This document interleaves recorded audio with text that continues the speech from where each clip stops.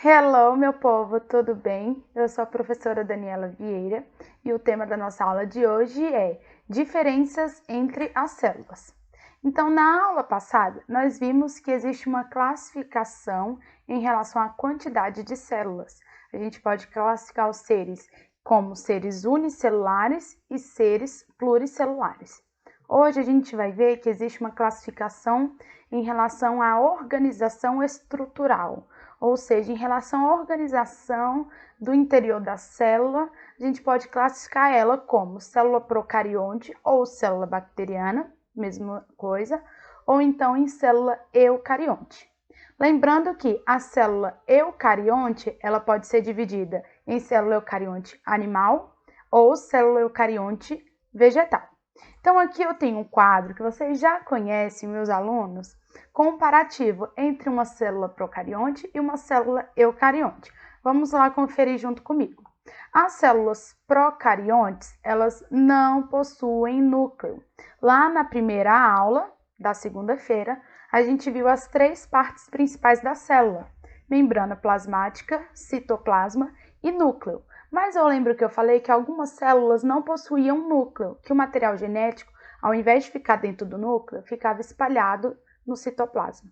Então, a classificação dessa célula que não possui núcleo é célula procarionte. A célula eucarionte possui núcleo. As células procariontes podem possuir parede celular. Além da membrana plasmática, vai existir uma camada no exterior de proteção e sustentação, chamada parede celular. Nas células eucariontes, a regra não possuem parede celular, mas a gente tem uma exceção, que são as células vegetais. Elas são eucariontes, mas elas têm a parede celular.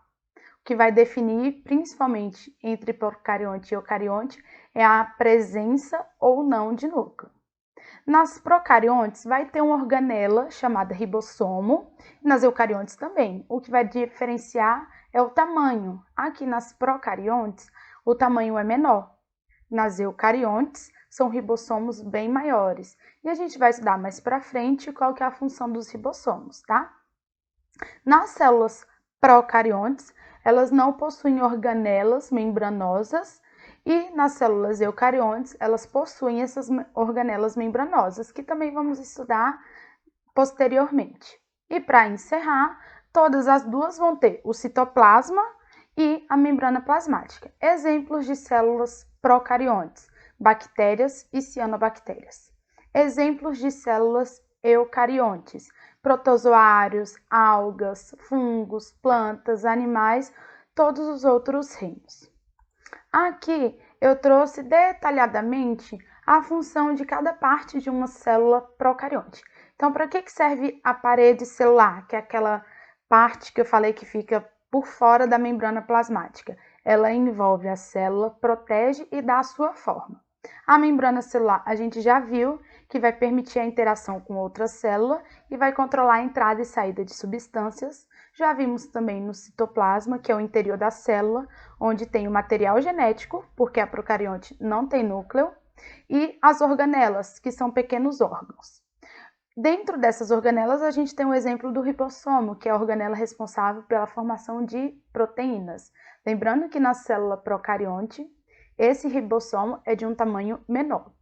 O material genético é uma molécula que carrega informações sobre as características do ser vivo, que são passadas de geração em geração por meio da reprodução. E esse material genético pode ser do tipo DNA ou RNA. Lembrando, como não tem núcleo essa célula procarionte, esse DNA ou, se for RNA, ele vai ficar espalhado, solto, pelo citoplasma.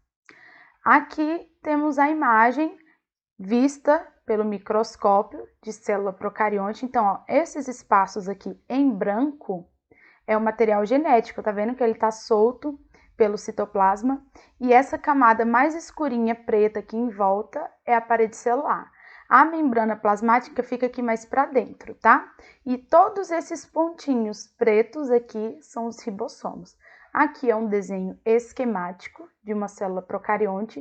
Algumas vão possuir esse flagelo para conseguir ajudar ela a se movimentar. Aí tem a parede celular, a membrana celular ou membrana plasmática, o citoplasma, ribossomos e o material genético aqui espalhado dentro do citoplasma.